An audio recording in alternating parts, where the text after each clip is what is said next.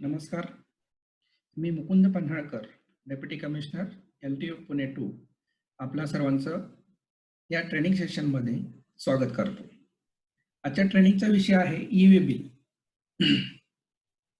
ज्याला आपण नॉर्मल भाषेमध्ये ई-वे बिल जरी म्हणत असलो तरी लीगल टर्म्समध्ये त्याला interception of conveyances and inspection of goods असं म्हणतात. प्रेझेंटेशन सुरू करण्याच्या आधी हे डिस्क्लेमर की जे काही अवेलेबल मटेरियल आता सध्या आहे, जसं की आपल्या सर्वांना माहिती आहे की आपण सगळेजण वर्क फ्रॉम होम करत आहोत, तर त्या बेसिसवर हे प्रेझेंटेशन बनवलं गेलेलं आहे. त्यामुळं जर कुणालाही काही लिगल इंटरप्रिटेशन करायचं असेल तर त्यांनी जे काही ओरिजिनल सेक्शन्स असतील, रूल्स असतील, नोटिफिकेशन असतील त्यांचा वापर करावा आणि या हे जे काही प्रेझेंटेशन आहे या प्रेझेंटेशनचा लीगल इंटरप्रिटेशनसाठी वापर करू नये. त्याचबरोबर ही जी PPT तयार करण्यात आलेली, प्रेझेंटेशन तयार करण्यात आलेले ते आपल्याला एक ओव्हरव्ह्यू यावा ई-वे बिलचा या अनुषंगाने बनवण्यात आलेला आहे. त्यामुळं ज्यावेळी तुम्ही ऍक्च्युली कायद्याचं इम्प्लिमेंटेशन करायला जाल त्यावेळी तुम्हाला असा ऍडवाइस दिली जाते की तुम्ही जे काही ओरिजिनल प्रोव्हिजन्स आहेत, ऍक्ट असेल, रूल असेल, नोटिफिकेशन्स असतील किंवा गाईडलाईन्स असतील, त्या तुम्ही ओरिजिनल जे काही बेअर ऍक्ट किंवा असतील तर त्या ओरिजिनल तुम्ही फॉलो कराव्यात आणि या प्रेझेंटेशनचा उपयोग फक्त एज्युकेशन पर्पजसाठी करण्यात यावा. आता सगळ्यात महत्त्वाचा प्रश्न आहे की जीएसटी मध्ये ई-वे बिल का इम्प्लिमेंट करण्यात आलं. जसं की आपल्याला माहिती आहे की महाराष्ट्रामध्ये व्हॅटमध्ये ई-वे बिल प्रोव्हिजन जरी असल्या तरी ते इम्प्लिमेंट केलेल्या नव्हत्या. परंतु जीएसटी मध्ये हे ई-वे बिल आपल्याला इम्प्लिमेंट झालेलं दिसतं. याचं कारण काय?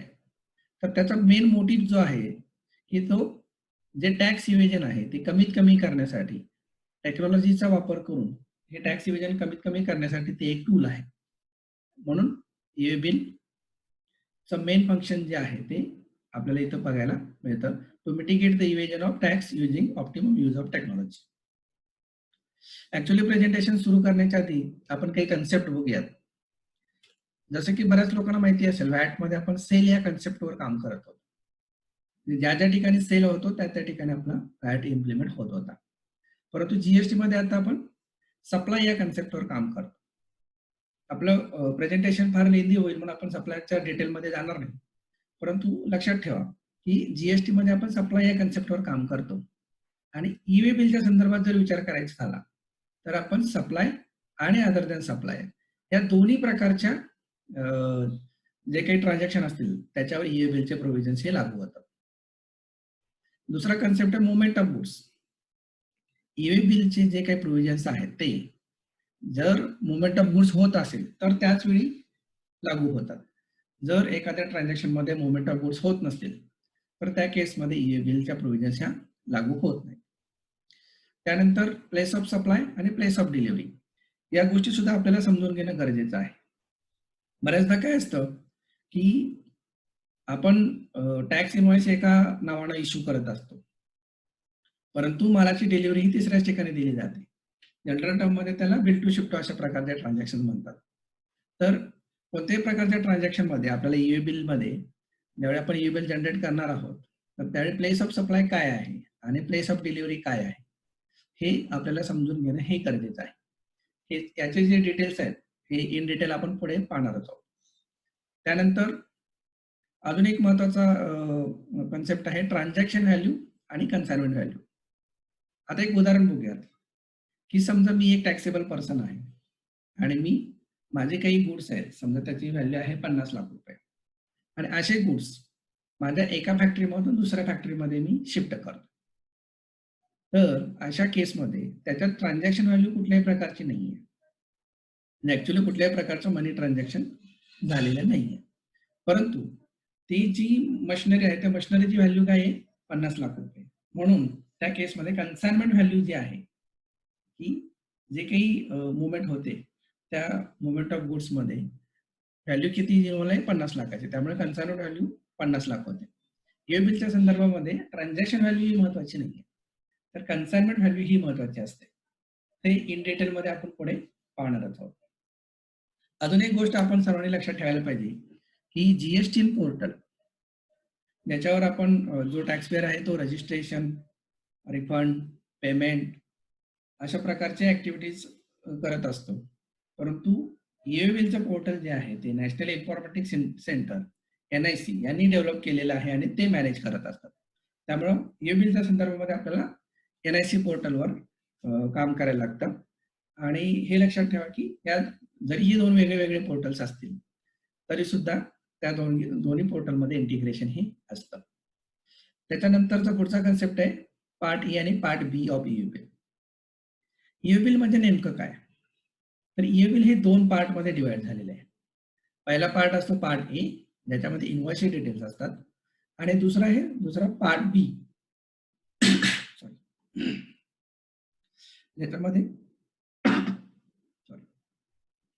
ज्याच्यामध्ये व्हेकलचे डिटेल्स असतात.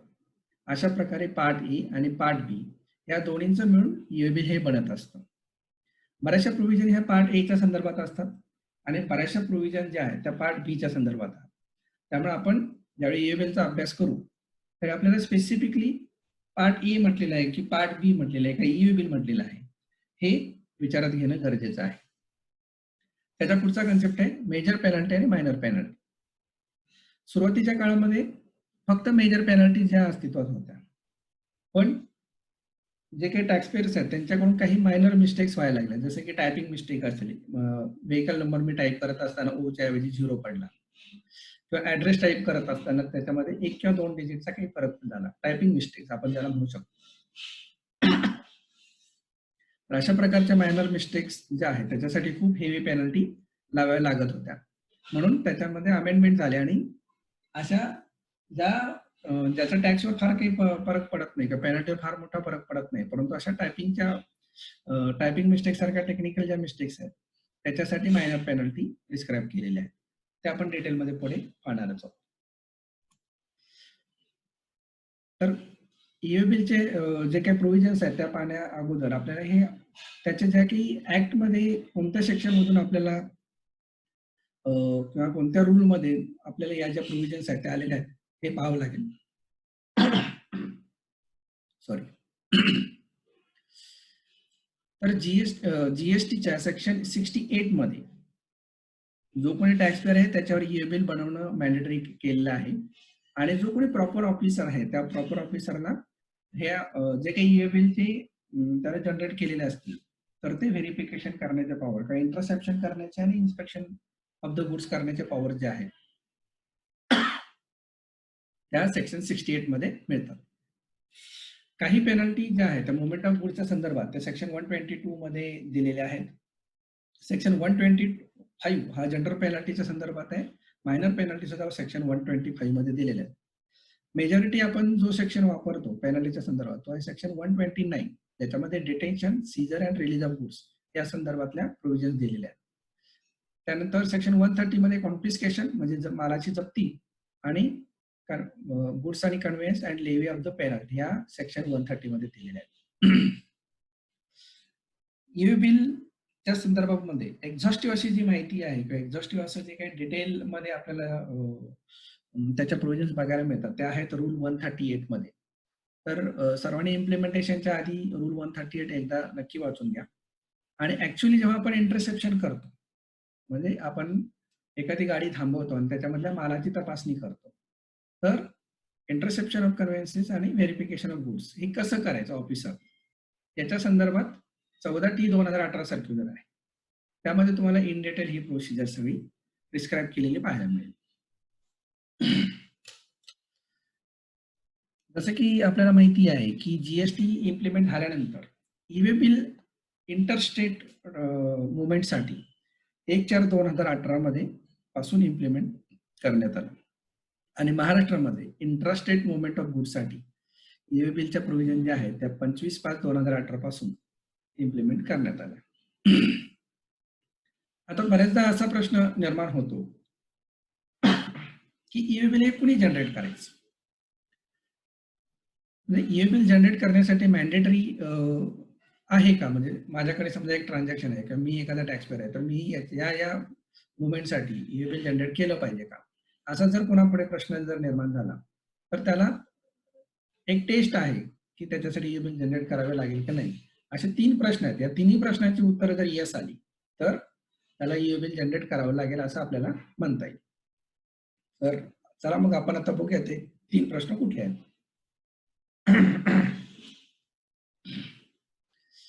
पहिला आहे weather he is a registered person. जर ती व्यक्ती जीएसटी मध्ये रजिस्टर्ड पर्सन असेल, त्या प्रश्नाचं उत्तर येस असेल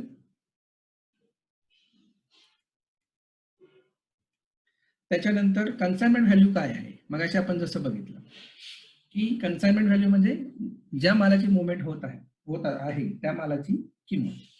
ती जर इंटरस्टेट मुवमेंटमध्ये 50,000 पेक्षा जर जास्त असेल किंवा इंट्रास्टेट म्हणजे महाराष्ट्राच्या आतमध्ये मुवमेंट होत असताना 1 लाखापेक्षा जास्त असेल. या प्रश्नाचं जर उत्तर येस असेल. आणि तिसरा प्रश्न आहे मुवमेंट ऑफ गुड्स. तर मालाची मुवमेंट होत आहे का. येस. जर या तिन्ही प्रश्नाची उत्तर येस असतील तर त्या केसमध्ये ई बिल जनरेट करणं हे मॅन्डेटरी आहे. आपण ते 3 प्रश्न परत एकदा बघूयात. Whether registered person, whether the person is registered under GST, हा येस आहे का. त्यानंतर कन्साइनमेंट व्हॅल्यू जी आहे ती प्रिस्क्राईब लिमिट जी आहे त्याच्यापेक्षा जादा आहे का. आणि तिसरा प्रश्न आहे की हे जे काही ट्रान्झॅक्शन आहे त्याच्यामध्ये मुवमेंट ऑफ गुड्स आहे का. या तिन्ही प्रश्नांची उत्तर जर येस असेल तर त्या ट्रान्झॅक्शन मध्ये ई बिल जनरेट करणं हे मॅन्डेटरी आहे. आता हे आपल्याला कळालं की एखाद्याला ई बिल जनरेट करायचं आहे किंवा नाही. ठीक आहे. या 3 प्रश्नाच्या उत्तरं दिल्यानंतर समजा प्रश्नाच्या उत्तराला येस, आता मला जनरेट करायचं तर मी काय केलं पाहिजे. तर त्यासाठी पोर्टल जे आपण NIC-नं मॅनेज केलेलं आहे त्या पोर्टलचं URL आहे eWebGST.gov.in. तर या पोर्टलला जाऊन पहिल्यांदा त्याला रजिस्ट्रेशन घ्यावं लागेल. एक साधी सोपी सिंपल प्रोसिजर आहे. 1-2 मिनिटाचं प्रोसिजर कंप्लीट केल्यानंतर त्याला रजिस्ट्रेशन मिळून जाऊ शकतं. हे रजिस्ट्रेशन कोण कोण घेऊ शकतं. रजिस्टर्ड टॅक्सपेअर घेऊ शकतो, ट्रान्सपोर्टर्स घेऊ शकतात किंवा सिटीजन सुद्धा त्या पोर्टलवर रजिस्ट्रेशन घेऊन ई बिल जनरेट करू शकतात. अशा प्रकारे ही NIC-ची साईट आहे किंवा पोर्टल आहे जिथे ई बिल जनरेट केलं जातं. आता ई बिल कुठल्या कुठल्या मोडमध्ये करता येऊ शकतं. जसं आपण बघितलं पोर्टलवर जाऊन वेबसाईट थ्रू ऑनलाईन पद्धतीने ई बिल जनरेट करता येतं. त्याचबरोबर NIC-नं एक अँड्रॉइड ॲप सुद्धा दिलेलं टॅक्सपेअरसाठी, त्या ॲप थ्रू सुद्धा ई बिल जनरेट करता येतं. समजा बल्क क्वांटिटीमध्ये 200, 500 वगैरे अशा क्वांटिटीमध्ये तर ई बिल जनरेट करायचे असतील एकाच वेळेस तर एक्सेलमध्ये त्यांनी एक टूल दिलेला आहे. त्या टूलमध्ये बल्कमध्ये अपलोड करून सुद्धा ॲट अ टाइम 200, 500 वगैरे ई बिल जनरेट करता येऊ शकतं. ई बिलचे काही फीचर्स जे आहेत ते समजा एखाद्याकडे स्मार्टफोन नाही आहे किंवा वेब पण नाही आहे तर साध्या टेक्स्ट, ज्याला आपण फीचर फोन म्हणतो, साधे जे फोन होते आधी सुरुवातीच्या काळामध्ये, तर त्याच्यामध्ये SMS थ्रू सुद्धा ई बिल जनरेट करता येतं. याच्यामध्ये सगळे फंक्शन नाही आहेत परंतु मेजॉरिटी ऑफ द फंक्शन हे ते ऑपरेट करू शकतो. समजा एखादी खूप मोठी कंपनी आहे ज्याच्यामध्ये लाखो हजारोमध्ये इनवॉइसेस रोज जनरेट होतात. समजा एखाद्या कंपनीमध्ये 25,000 पेक्षा जास्त इनवॉइस दर महिन्याला जनरेट होत असतील तर त्या कंपनीचे जे सॉफ्टवेअर आहे ते कंपनीचे सॉफ्टवेअर आणि NIC-चं जे काही त्यांचं सर्व्हर असेल या दोघांच्या मध्ये API थ्रू इंटिग्रेशन केलं जातं. आणि ती जी कंपनी आहे त्या कंपनीच्या सॉफ्टवेअरमध्ये ज्यावेळी तो त्याचे इनवॉइसचे डिटेल्स भरेल त्याचवेळी तो डाटा सगळा NIC-च्या पोर्टलला जातो आणि API through automatically E bill number generate होऊन त्याच इनवॉइसवर प्रिंट होऊन तो येऊ शकतो. त्याला म्हणतात API इंटिग्रेशन. बऱ्याचशा कंपन्या आहेत, उदाहरण म्हणजे सांगायचं झालं तर टॅली वगैरे जशा कंपन्या आहेत तशा त्यांनी GST साठी सुविधा प्रोव्हाइडर म्हणून काम करतात. थर्ड पार्टी ऍप्लिकेशन त्यांनी डेव्हलप केलेले आहेत. तर अशा थर्ड पार्टी ऍप्लिकेशन किंवा सॉफ्टवेअर जे त्यांनी डेव्हलप केलेले आहेत त्याच्यामध्येच त्यांनी ई बिल सुद्धा जनरेट करण्याच्या प्रोव्हिजन दिलेले आहेत. तर अशा वेगवेगळ्या मोड्स मधून सुद्धा ई बिल आपल्याला जनरेट करता येऊ शकतं. आता ज्या ठिकाणी ई बिल जनरेट करायचं आहे त्याचा आपण एक आढावा घेऊया. टॅक्सपेअरनं रजिस्ट्रेशन घेतलं या पोर्टलला, त्यानंतर तो त्याचा लॉग इन पासवर्ड वापरून जेव्हा तो आज जाईल त्यावेळी त्याला ई बिलचा पार्ट हे अशा प्रकारे दिसायला लागेल. याच्यामध्ये पहिला आहे ट्रान्झॅक्शन टाईप. आउटवर्ड सप्लाय की इनवर्ड सप्लाय ते त्याला सिलेक्ट करायला लागेल. सब टाईपमध्ये सप्लाय, त्याच्यानंतर export, job work, CKD SKD lots, recipient not known, for own use, exhibition or fairs, line sales and others. अशा प्रकारचे ऑप्शन्स आहेत. यामध्ये तो सिलेक्ट करू शकतो. यामध्ये मला वाटतं सप्लाय, एक्सपोर्ट, जॉब वर्क जे आहे हे आपल्याला जनरली माहितीच आहे. CKD SKD लॉट्स म्हणजे सेमी नॉक डाऊन किंवा कम्प्लीट नॉक डाऊन. म्हणजे बऱ्याचदा असं होते की जे काही व्हेकल आपण वापरणार आहोत आणि जो काही गुड्स आहे तो एका व्हेकलमधून जाऊ शकत नाही, तर तो काय करायला लागतो, ब्रेक करायला लागतो. समजा आपण परदेशामधून काही एखादा टॉवर मागवला असेल, तर तो टॉवर अख्खाच्या अख्खा तो पूर्णपणे बनून तसा येत नाही, तर तो काय होतो, त्याचे पार्ट्समध्ये तो डिवाइड केला जातो किंवा जो डिसेंबल करून छोट्या छोट्या पार्ट्समध्ये छोट्या छोट्या पॅकेट्समध्ये येतो आणि त्यानंतर तो असेंबल केला जातो. किंवा समजा खूप मोठी हेवी मशिनरी आहे, तर ती सुद्धा काय होते, इनव्हॉइस एकच असतं परंतु एकापेक्षा जास्त व्हेकल्समध्ये तो आपल्याला माउंट करायला लागतो. तर त्या केसमध्ये SKD CKD लॉट्स हा ऑप्शन वापरायचा असतो. बऱ्याचदा असं होतं रेसिपिएंट नॉट नोनच्या संदर्भामध्ये की समजा मी माल पाठवणार आहे एखाद्या मार्केट कमिटीमध्ये किंवा अशा ठिकाणी की मला माल पाठवत असताना मला माहित नाही की तो माल कोण विकत घेणार आहे, तर त्या ठिकाणी रेसिपिएंट नॉट नोन हा ऑप्शन सिलेक्ट करता येऊ शकतो. त्यानंतर लाईन सेल्स जो आहे, तर लाईन सेल्समध्ये आपल्याला समजण्यासाठी मी एक उदाहरण सांगतो की दूध, भाजीपाला, दूध आणखी जे बेकरी प्रोडक्ट्स आहेत किंवा किराणा मालचे ट्रेडर्स आहेत किंवा मेडिकल्स जे आहेत, तर या लोकांचं काय असतं की रोज एक ठरलेला रूट असतो, जॉग्राफिकल रूट, की रोज काय करतात ते सकाळी त्यांचा टेम्पो जो आहे किंवा जे काही व्हेकल असेल ते त्यांचं सामान भरतात आणि एका ठराविक रुटीनमध्ये ते त्यांच्या जे कोणी बाहेर असतील त्यांच्या बाहेरकडे जातात. बाहेरकडे गेल्यानंतर ते त्याच्या बाहेरच्या काउंटरला पोहोचल्यानंतर त्याला विचारतात की हो तुला आज कुठले मेडिसिन्स पाहिजेत किंवा कुठल्या प्रकारचे बेकरी प्रोडक्ट्स पाहिजेत किंवा कुठला किराणा सामान पाहिजे आणि ऑन द स्पॉट तिथं त्याचं इन्व्हॉइस केलं जातं आणि माल तो त्याला दिला जातो. ज्यावेळी व्हेकल मुवमेंट होत असते तर त्यावेळी जो कोणी सेलर आहे त्या सेलरला माहित नसते की आज किती माल सेल होणार आहे. आणि आपल्या ईओ बिलचे प्रोव्हिजन जे आहेत तर त्याच्यामध्ये ईओ बिल हे before commencement of the movement generate करायचं असतं, म्हणून त्याच्यासाठी हा लाईन सेल्स नावाचा ऑप्शन दिलेला आहे. तर अशा प्रकारे आपण सब टाईप बघितले, supply, export, job work, SKD CKD, recipient not known, for own use, exhibition fairs, line sales and others. त्यात डॉक्युमेंट टाईप जे आहेत ते 4 प्रकारचे डॉक्युमेंट टाईप असतात. Tax invoice, bill of supply, delivery challan आणि बिल ऑफ एंटर. त्यापैकी एक document तुम्ही सिलेक्ट करू शकता. डॉक्युमेंट नंबर आणि डॉक्युमेंट डेट सुद्धा तुम्हाला या ठिकाणी टाकता येतो. त्याच्यानंतर जे काही इनव्हॉइसवर जो कोणी ज्याच्या नावाने आपण बिल इश्यू केलेलं आहे तर त्याचे डिटेल्स इथं आपल्याला भरायला लागतात. बिल फॉर्म जो आहे, जो कोणी ई बिल जनरेट करेल तो त्याचे डिटेल्स बिल फॉर्म मध्ये येतील.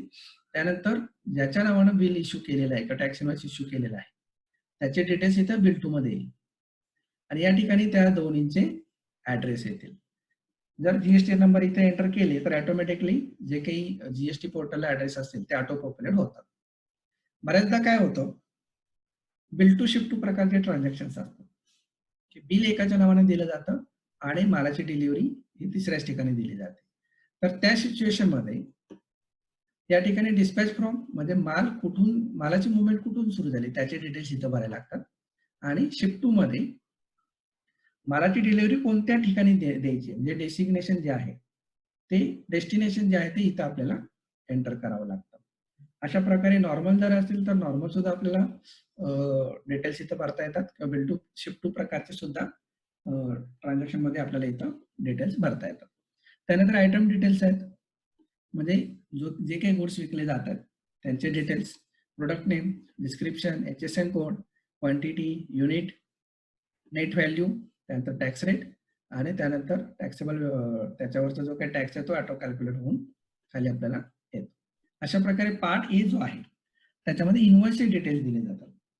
आता पार्ट ए म्हणजे काय की इलेक्ट्रॉनिक पद्धतीनं एंट्री केलेला हा तुमचा इन्व्हॉइसचीच कॉपी आहे. इनव्हॉइसचे जे काही सगळे डिटेल्स आहेत ते तुम्हाला ईओ बिलच्या पार्ट ए मध्ये भरायला लागतात. आणि हा जो आहे तो एकदा तुम्ही फिलअप केला त्याच्यानंतर तुम्ही चेंज करू शकत नाही. म्हणजे पार्ट ए जो आहे तो परमनंट आहे किंवा फिक्स आहे, तो तुम्हाला चेंज करता येत नाही. त्याच्यानंतर ईओ बिलचा पार्ट बी. तर पार्ट बी मध्ये आपण जसं म्हटलं की ट्रान्सपोर्टरचे डिटेल्स या ठिकाणी आपल्याला बघायला मिळतात. तर ट्रान्सपोर्टरला सुद्धा पहिल्यांदा ईओ बिलच्या साईटवर जाऊन रजिस्ट्रेशन घ्यावं लागतं, ट्रान्सपोर्टर आयडी त्याला मिळतो. त्यानंतर तो ट्रान्सपोर्टर आयडी या ठिकाणी एंटर करायला लागतो. आणि मगाशी जसं आपण बघितलं की या डिस्पॅच फ्रॉम आणि शिफ्ट टू याच्यातले जे पिनकोड नंबर्स आहेत ते पिनकोड नंबर टाकल्यानंतर अप्रॉक्सिमेट डिस्टन्स जे आहे ते ऑटोमॅटिकली कॅल्क्युलेट होऊन येतं, ते या ठिकाणी एंटर करता येऊ शकतं. त्याच्यानंतर पार्ट बी मध्ये मोड सिलेक्ट करता येतं. तर मालाची मुवमेंट ही रोड, रेल, एअर, शिप कुठल्याही प्रकारे होऊ शकते. ज्या प्रकारे मालाची मुवमेंट होत असेल त्या प्रकारे ते अपडेट करणं अपेक्षित आहे. व्हेकल टाईप मध्ये रेग्युलर आणि ओव्हर डायमेन्शन कार्गो असे दोन ऑप्शन आहेत. जो काही मोटर व्हेकल ऍक्ट आहे तर मोटर व्हेकल ऍक्ट मध्ये एक स्पेसिफिक डायमेन्शन दिलेले आहे. त्याच्यापेक्षा जादा आकाराचे जे काही व्हेकल्स असतील ते ओव्हर डायमेन्शनल व्हेकल म्हणून समजले जातात. नॉर्मल कोर्समध्ये आपण सुद्धा अंदाजे बघू शकतो किंवा एक जी नॉर्मल लॉरी असते त्याच्यापेक्षा जास्त डायमेन्शन असणारे असं व्हेकल म्हणजे ओव्हर डायमेन्शनल कार्गो असतो. तर त्या प्रकारे व्हॅलिडिटी पिरियड काउंट करण्यासाठी हे दोन वेगवेगळे व्हेकल टाईप इथं प्रिस्क्राईब केलेलं आहे. कारण तुम्हाला माहिती आहे की एखादा ओव्हर डायमेन्शनल कार्गो जर असेल की जो जे पवनचक्कीचे ब्लेड्स घेऊन जातात तो नॉर्मल व्हेकल एवढा त्याला स्पीड असू शकत नाही, म्हणून हे दोन ऑप्शन दिलेले आहेत. त्यानंतर बाय रोड जर जात असेल तर व्हेकल नंबर आपण इथे एंटर करू शकतो आणि ट्रान्सपोर्टरने जर काही डॉक्युमेंट इश्यू केलेलं असेल तर त्याचे डिटेल्स या ठिकाणी आपल्याला भरता येतात. त्यानंतर सबमिट केल्यानंतर ईओ बिल जनरेट होतं. मग अशी जसं आपण म्हटलं बिल टू शिप 2 मध्ये आपण थोडे डिटेलमध्ये बघूयात की समजा महाराष्ट्राचा एक ट्रेडर आहे गणेश ट्रेडर्स, त्यानं माल विकला कर्नाटकच्या जागृती ट्रेडर्सला. ठीक आहे, तर त्याला तो काय करेल आयजीएसटी लावून याच्यावर इन्व्हॉइस इश्यू करेल. आणि जागृती ट्रेडर्सला काय झालं त्याच वेळी ऑर्डर मिळाली प्राईम हार्डवेअर कडून तामिळनाडूचं. म्हणजे काय होणार आहे पुढे जाऊन जागृती ट्रेडर्स एक इन्व्हॉइस परत इश्यू करेल आयजीएसटी मध्ये प्राईम हार्डवेअरच्या नावाने. आणि जागृती ट्रेडर्स गणेश ट्रेडरला अशी ऑर्डर देतो की जे इन्व्हॉइस तू मला इश्यू कर, परंतु जे गुड्स आहेत ते गुड्स डायरेक्टली तामिळनाडूला प्राईम हार्डवेअरकडे डिलिव्हरी कर. तर याच्यामध्ये बिल टू शिप टू काय होणार, bill from Ganesh traders, bill to Jagruti traders Karnataka, Maharashtra to Karnataka, bill from bill to. परंतु डिस्पॅच फ्रॉम आणि शिफ्ट टू काय असेल, डिस्पॅच फ्रॉम महाराष्ट्र आणि शिफ्ट टू तामिळनाडू. अशा प्रकारे डिटेल्स इथं आपल्याला भरणं अपेक्षित आहे. हे सगळे डिटेल्स भरून फॉर्म सबमिट केल्यानंतर अशा प्रकारे ईओ बिल जनरेट झालेला दिसतो. इथं सुरुवातीलाच आपल्याला ईओ बिल नंबर दिसतोय, त्याच्यानंतर कधी जनरेट झाली त्याची डेट आणि टाइम येतो. व्हॅलिडिटी प्रिंट पिरियड सुद्धा इथं प्रिंट झालेला दिसतो. पार्ट ए चे डिटेल्स आहेत, पार्ट बी चे डिटेल्स इथं आपल्याला दिसतात. तर व्हॅलिडिटी पिरियड हा याच्यामध्ये खूप महत्वाचा आहे. तर अशा प्रकारे ईओ बिल आपल्याला बघायला मिळतं. आता ईओ बिलच्या संदर्भामध्ये काही बेसिक प्रिन्सिपल्स आहेत ते आपण परत एकदा बघूयात. सुरुवातीला जसं म्हटलं की ईओ बिल जे आहे ते मुवमेंट ऑफ गुड्सवर डिपेंडेंट आहे. ज्या ज्या ठिकाणी मुवमेंट ऑफ गुड्स असेल त्या ठिकाणी ईओ बिलच्या प्रोव्हिजन्स लागू होतात. जर मुवमेंट ऑफ गुड्स नसेल तर त्या ठिकाणी ईओ बिल जनरेट करण्याची गरज नाहीये. It is not mandatory. तर अशा कुठल्या प्रकारचे ट्रान्झॅक्शन्स असतात की ज्याच्यामध्ये मुवमेंट ऑफ गुड्सच होत नाही. आपण दोन बघूयात की समजा सांगलीचा एक मनुका बेदाणे बनवणारा एखादा शेतकरी आहे, तर तो काय करतो गोडाऊन मध्ये त्याचा माल ठेवलेला असतो आणि त्याची गोडाऊनची जी चिठ्ठी आहे त्या बेसिसवर तो पुढे त्याचं ट्रेडिंग करत जातो. म्हणजे समजा शेतकरी जो आहे तो एका व्यापाऱ्याला विकेल, एक व्यापारी दुसऱ्या व्यापाऱ्याला विकेल, दुसरा व्यापारी तिसऱ्या व्यापाऱ्याला विकेल. हे फक्त पेपर ट्रेडिंग होतं. ऍक्च्युअली त्याच्यामध्ये मालाची मुवमेंट होते. माल कुठे आहे तर जो काही माल आहे तो गोडाऊन मध्ये तिथंच ठेवलेला असतो. जेव्हा कधी तो माल बाहेर काढला जाईल आणि ज्या ठिकाणी त्याला मुवमेंट करायचं त्या ठिकाणी तो घेऊन नेला जाईल त्यावेळी त्याला ईओ बिल जनरेट करावं लागेल. पण ज्या केसमध्ये मुवमेंट ऑफ गुड्स होतच नाही त्या केसमध्ये ईओ बिल जनरेट करावं लागत नाही. आपण दुसरं एक हे करूयात की समजा काही गुड्स आहेत ते इम्पोर्ट केले जातात. समजा ते पोर्ट न आले आणि जेएनपीटीच्या आवारामध्ये बरेचसे गोडाऊन्स आहेत, त्या गोडाऊन्समध्ये ते माल ठेवले जातात आणि त्या गोडाऊनच्या बेसिस माल जो आलेला आहे त्या मालाच्या जे काही मालकी हक्क दाखवणारा जे काही डॉक्युमेंट आहे त्या डॉक्युमेंटच्या बेसिसवर त्या मालाची ट्रेडिंग होतं. म्हणजे ए जर ट्रेडर आहे तो बी ला विकतो, बी ट्रेडर सी ला विकतो, सी हा डी ला विकतो. पण माल कुठे आहे? माल त्याच ठिकाणी आहे, त्याच गोडाऊनमध्ये, त्याच्यामध्ये कुठल्याही प्रकारचे मुवमेंट ऑफ गुड्स झालेली नाहीये. तर या ज्या काही ट्रान्झॅक्शन झालेल्या आहेत म्हणजे पेपर ट्रान्झॅक्शन हो, ऑप्शन्स मधले असतील किंवा फ्युचर ट्रेडिंग मध्ये असतील त्याच्यामध्ये मुवमेंट ऑफ गुड्स झालेला नाहीये, तर त्या केसमध्ये ईबिल जनरेट करण्याची गरज नाही. मुवमेंट ऑफ गुड्स असेल तर त्याच कंडिशन मध्ये ईबिल जनरेट करण्याची गरज आहे. आता दुसरं बेसिक प्रिन्सिपल आहे की बिफोर कमेन्समेंट ऑफ मुवमेंट हे ईबिल जनरेट केलं पाहिजे. म्हणजे जसं ईबिलच्या प्रोव्हिजन जे आहे त्या आपल्या ट्रेनचं तिकीट जे आहे, लोकल ट्रेनचं तिकीट आपण पकडू की त्याच्याशी बरंचसं सुसंगत आहे. म्हणजे आपण लोकल ट्रेनला तिकीट कधी काढतो? ज्यावेळी आपण मुवमेंट सुरू करणार त्याच्या आधी आपल्याला ते तिकीट काढावं लागतं. त्याचप्रमाणे ईबिल जे आहे ते before commencement of movement generate करावं लागतं. आणि समजा असे एखादी गाडी आपण पकडली आणि पकडल्यानंतर त्याच्यानंतर त्याने ईबिल जनरेट केलं तर ते चालणार नाही. कारण प्रिन्सिपलमध्येच असं आपलं सांगितलेलं आहे किंवा रूल्समध्ये प्रोव्हिजन अशा दिलेल्या आहेत की ईबिल जनरेट कधी करायचं आहे? तर बिफोर कमेन्समेंट ऑफ मुवमेंट करायचं आहे. याच्यामध्ये फक्त रेल, एअर आणि व्हेसल जे आहे त्यांना मुभा दिलेली आहे की ते मुवमेंट सुरू झाल्यानंतर सुद्धा ईबिल जनरेट करू शकतात. पण बाहेर जे रोड ट्रान्सपोर्ट आहे त्या सगळ्या केसमध्ये before commencement of movement e bill generate केलं पाहिजे. त्याच्यानंतर अजून एक महत्वाचं आहे की एका इन्व्हॉइससाठी एक ईबिल जनरेट केलं पाहिजे. म्हणजे असं होईल का मी दिवसभरात 10 इन्व्हॉइस इश्यू केले तर 10 इन्व्हॉइससाठी एकच ईबिल बनवता येईल का? तर नाही. तर बाय प्रिन्सिपल एका इन्व्हॉइससाठी एक ईबिल बनवणं गरजेचं आहे. आता ईबिल कुणी बनवायचं? समजा कन्सायनर म्हणजे जो माल पाठवणार आहे आणि कन्साइन ज्याच्याकडे माल येणार आहे, अशा दोन्ही प्रकारचे वेगळे जे काही परमिटेशन कॉम्बिनेशन आहे ते बघूया. समजा कन्सायनर आणि कन्साइनी दोघे पण रजिस्टर्ड पर्सन आहेत, तर त्या केसमध्ये हे दोघे सुद्धा ईबिल बनवू शकतात. प्रोव्हिजन्स मध्ये असं म्हटलंय की हू कॉजेस द मुवमेंट त्यानं ईबिल जनरेट करायचं आहे. रजिस्टर्ड पर्सन, कन्सायनर रजिस्टर्ड आहे पण कन्साइनी अनरजिस्टर्ड पर्सन, त्या केसमध्ये रजिस्टर्ड पर्सननं प्रायमरी जबाबदारी जी आहे ती रजिस्टर्ड पर्सनवर दिलेली आहे. तर कन्सायनरनं त्याच्यामध्ये ईबिल जनरेट करणं अपेक्षित आहे. तिसरी कंडिशन आहे की कन्सायनर अनरजिस्टर्ड पर्सन आहे आणि कन्साइनी म्हणजे बायर जो आहे तो रजिस्टर्ड पर्सन, तर त्या केसमध्ये रजिस्टर्ड पर्सन जो आहे तो कन्साइन यांना ईबिल जनरेट करणं अपेक्षित आहे.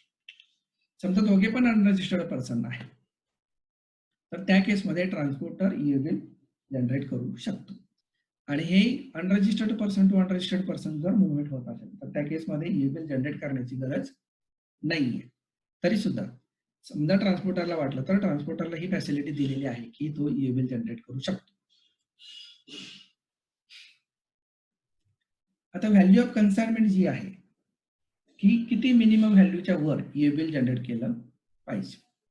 तर इंटरस्टेट मुवमेंट ऑफ गुड्स जर असेल म्हणजे महाराष्ट्रातून गुजरातमध्ये, महाराष्ट्रातून कर्नाटकमध्ये अशा प्रकारच्या ज्या मुवमेंट आहेत तर त्या केसमध्ये 50,000 पेक्षा जास्त कन्साइनमेंट व्हॅल्यू असेल त्याला आपण एकदम साध्या भाषेमध्ये इन्व्हॉइस व्हॅल्यू म्हणू शकतो की जर इन्व्हॉइस व्हॅल्यू 50,000 पेक्षा जास्त असेल तर त्या केसमध्ये आपल्याला इंटरस्टेट मुवमेंट जर असेल तर ईबिल जनरेट करणं हे मॅन्डेटरी आहे.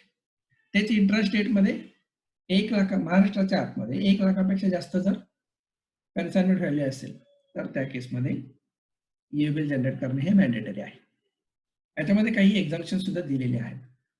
म्हणजे काही अपवाद आहेत, जसं की इंटरस्टेटमध्ये जॉब वर्क आणि हँडीक्राफ्ट गुड्स जर असतील तर त्या केसमध्ये जी काही कन्साइनमेंट व्हॅल्यू आहे ते ₹1 जरी कन्साइनमेंट व्हॅल्यू असेल तर त्या केसमध्ये ईबिल जनरेट करावं लागतं. आणि हे कन्साइनमेंट व्हॅल्यू ठरवत असताना त्याच्यामध्ये एक्झम्प्टेड गुड्सचा जी काही व्हॅल्यू असेल ती आपण गृहीत धरू नये.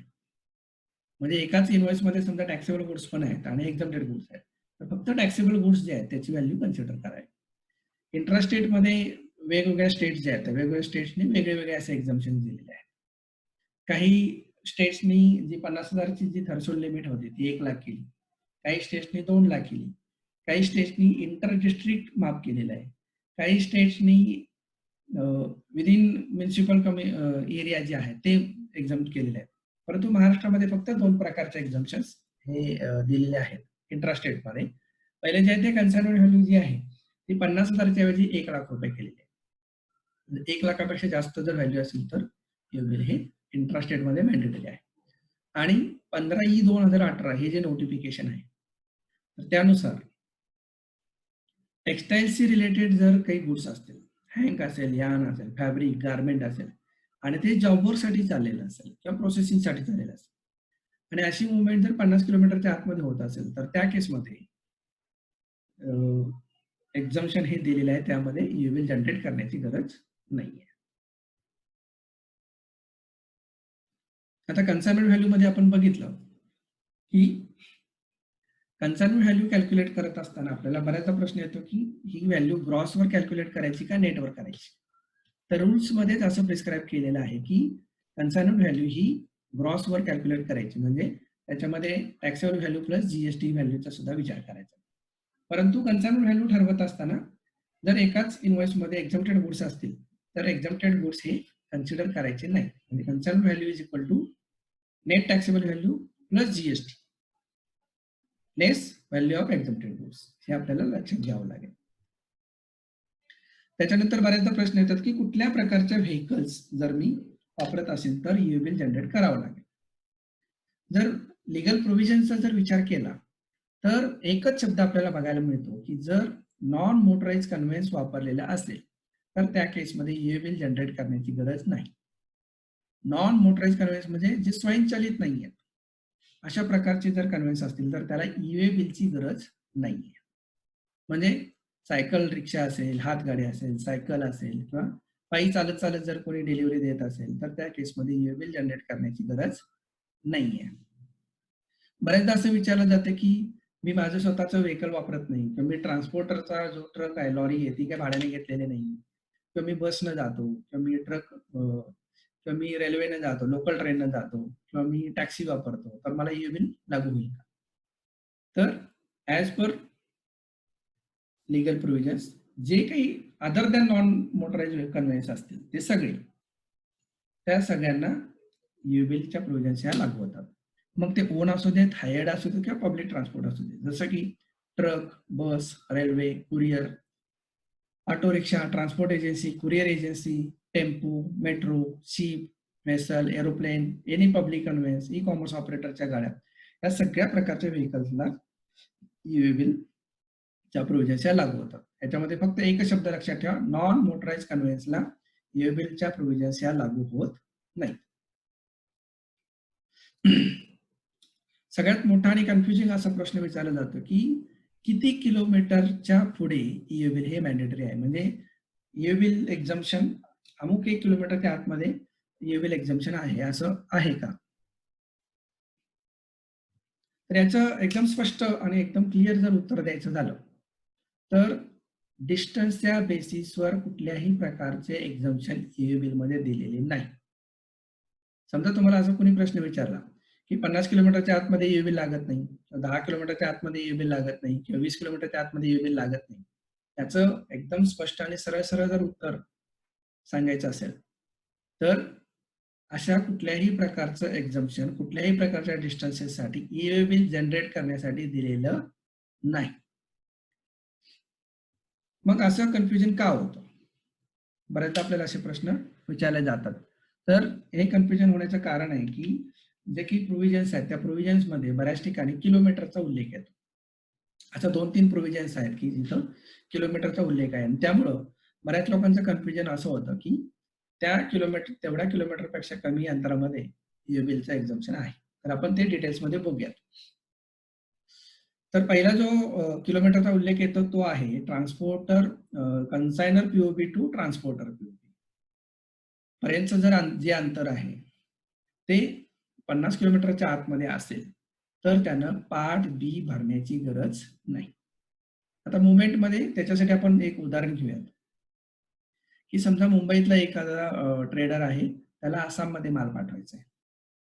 आता ऑब्व्हियस आहे की जे काही जो कोणी ट्रान्सपोर्टर असेल, त्याचा मोठीच्या मोठी लॉरी जी आहे ती मुंबईमध्ये फोर्ट एरियामध्ये किंवा माझगाव सारख्या एरियामध्ये येणार नाही. तर त्याचे गोडाऊन्स कुठे असणार? भिवंडीमध्ये किंवा सिटीच्या बाहेर कुठेतरी गोडाऊन्स असतात ट्रान्सपोर्टरचे नॉर्मली.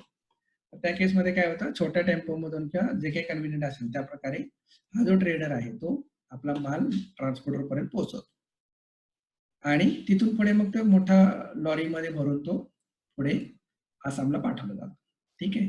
आता समजा हा कन्सायनर पीओबी आणि ट्रान्सपोर्टर पीओबी हा जर 50 किलोमीटरपेक्षा कमी अंतर असेल, तर त्याला पार्ट बी, ईओबीलचा पार्ट बी फक्त जनरेट करण्याची गरज नाही. म्हणजे त्याचा अर्थ काय झाला, त्यानं पार्ट ए हा जनरेट करावाच लागतो. त्या केसमध्ये काय होईल की जो फोर्टचा किंवा मुंबईचा जो ट्रेडर आहे तो काय करेल, ईओबीलचा पार्ट ए बनवून देईल आणि भिवंडी मधला जो कोणी ट्रान्सपोर्टर आहे तो त्याचा पार्ट बी अपडेट करेल. जेव्हा कधी त्याची गाडी अरेंज होईल, तेव्हा कधी त्याची गाडी मुवमेंट सुरू करेल, तेव्हा तो पार्ट बी मुवमेंट करेल. म्हणजे फर्स्ट पेकच्या मुवमेंटमध्ये या फक्त केसमध्ये transport consignor POB to transporter POB 50 किलोमीटरच्या आतमध्ये असेल तर पार्ट बी अपडेट करण्याची गरज नाही, अशी प्रोव्हिजन आहे. ईव्हीपीलाच जनरेट करण्याची गरज नाही, असं कुठल्याही प्रकारची प्रोव्हिजन नाही. आता आपण उलट ट्रान्झॅक्शन बघूया. आसाम मधला एक ट्रेडर आहे, तो मुंबई फोर्ट मधल्या एका ट्रेडरला काही कन्साइनमेंट पाठवतो.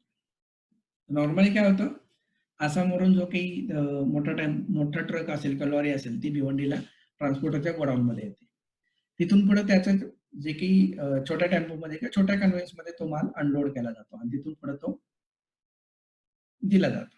आता काय होतं, आसामवरून भिवंडीला येत असताना त्याच्याकडे व्हॅलिड असं ईओबील असतं. तिथून पुढे काय होतं की हा जो शेवटचा जो पेग आहे ट्रान्सपोर्टर पीओबी पासून कन्सायनी पीओबी पर्यंत, हे जर अंतर 50 किलोमीटरच्या आतमध्ये असेल तर त्याचा पार्ट बी अपडेट करण्याची गरज नाही, कारण याच्यामध्ये ऑलरेडी ईओबील तर आहे. तर याच्यामध्ये कन्फ्युजन करण्याचं कुठलंही कारण नाही की 50 किलोमीटरच्या आतमध्ये ईओबील लागूच होत नाही, असं नाहीये.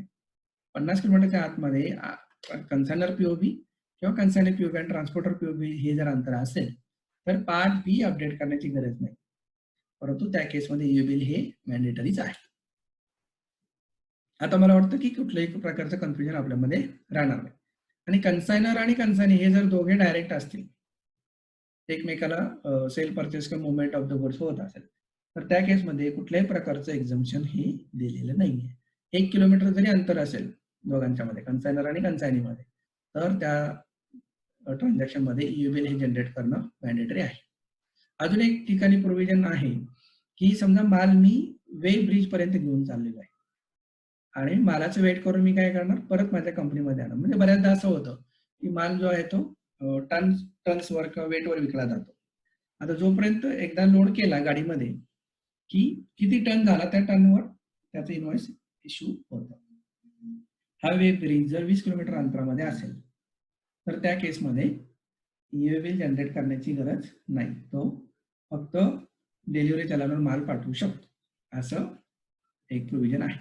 त्याच्यानंतर किलोमीटरच्या तिसऱ्या ठिकाणी आपल्याला बघायला मिळतं की महाराष्ट्रामध्ये इंट्रास्टेटसाठी 15/E/2018 हे जे नोटिफिकेशन आहे त्यानुसार टेक्सटाईलच्या जॉबवर साठी जर माल चाललेला असेल, म्हणजे हँक यान वगैरे आपण जे बघितलं फॅब्रिक, हे प्रोसेसिंगसाठी किंवा जॉबवरसाठी चाललेले असेल इंट्रास्टेटमध्ये मुवमेंट आणि विदिन 50 किलोमीटर जर असेल अंतर, तर त्या केसमध्ये ईओबील जनरेट करण्याची गरज नाही. अशा 3 ठिकाणी आपल्याला किलोमीटरचे उल्लेख बघायला मिळतात. त्यामुळे कुठल्याही प्रकारचं कन्फ्युजन होऊ देऊ नका. त्याच्यानंतर ईओबील जनरेट करण्यापासून काही एक्झम्पशन सुद्धा दिलेले आहेत की कुठल्या केसमध्ये ईओबील जनरेट करण्याची गरज नाही. तर जसं की तुम्हाला माहिती आहे की ईओबीलच्या प्रोव्हिजन ह्या जीएसटीच्या प्रोव्हिजन्स आहेत. तर ज्या गोष्टींच्यावर जीएसटी लागतो त्याच गोष्टींना ईओबीलच्या प्रोव्हिजन्स ह्या लागू होतात. जर टॅक्सेबल अंडर जीएसटी जे गुड्स आहेत त्याच गुड्सना ईओबीलच्या प्रोव्हिजन्स लागू होतात. काही गोष्टी ह्या बाय नोटिफिकेशन एक्झाम केलेल्या आहेत. नोटिफिकेशन 2/2017 जे आहे त्याच्यामध्ये काही गोष्टींच्यावर जीएसटी लागू होत नाही, तर त्या सगळ्या गोष्टींना जीएसटी मधून एक्झाम केलेलं आहे. अशा 6 प्रकारच्या गोष्टी आहेत, petrol, aviation petrol, crude oil, alcohol for human consumption वगैरे, अशा 6 गोष्टी आहेत की ज्याच्यावर आजही जीएसटी लागू होत नाही, त्या जीएसटीच्या पर्वीच्या बाहेर आहे, त्याच्यावर व्हॅट लागतं. तर अशा 6 गोष्टींना सुद्धा युबिन त्या प्रोव्हिजन्सच्या लागू होत नाही. त्याचबरोबर रूल 138 मध्ये एक ॲनेक्शर दिलेलं आहे. त्या ॲनेक्शरमध्ये काही गोष्टी दिल्या जसं की empty cargo container, use personal household effects. Use personal household effects म्हणजे या घरगुती वापराच्या जुन्या वस्तू. समजा एखादा गव्हर्नमेंटमध्ये असणारा ऑफिसर किंवा स्टाफ यांची ट्रान्सफर झाली आणि तो स्वतःच्या मालाची वाहतूक करतो आणि त्या मालाची किंमत समजा 1 लाखापेक्षा जास्त आहे, तर त्या केसमध्ये old use personal household effects ज्या काही गोष्टी आहेत त्याच्यासाठी युबिन लागू होणार नाही. चॅप्टर 71 मध्ये ज्वेलरीचे जे काही आयटम्स आहेत, HSN कोड 71